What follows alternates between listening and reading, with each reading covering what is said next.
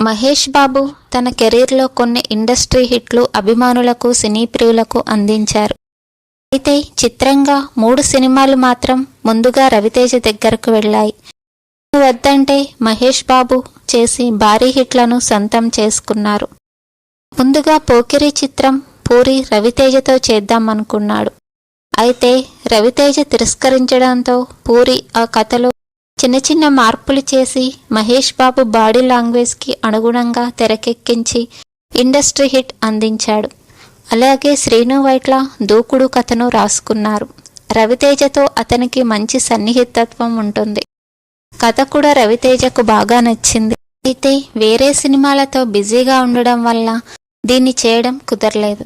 దీంతో శ్రీను వైట్ల ఈ సినిమాను మహేష్ బాబుకి చెప్పి ఒప్పించి అతిపెద్ద భారీ హిట్ని అందించాడు. ఈ సినిమా కూడా ఒక చరిత్ర సృష్టించింది.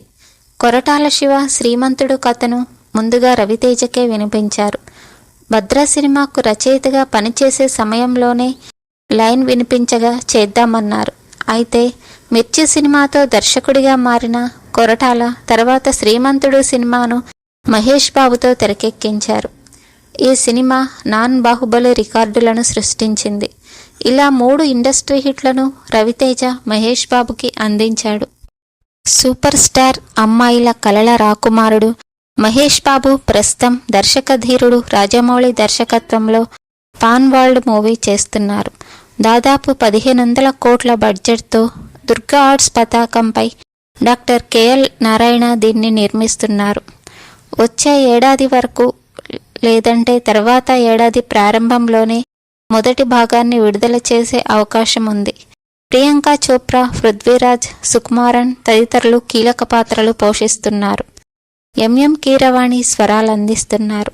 అటవీ నేపథ్యంలో యాక్షన్ అడ్వెంచర్గా రాజమౌళి దీన్ని హాలీవుడ్ స్థాయి కన్నా ఎక్కువగా తీర్చిదిద్దుతున్నారు.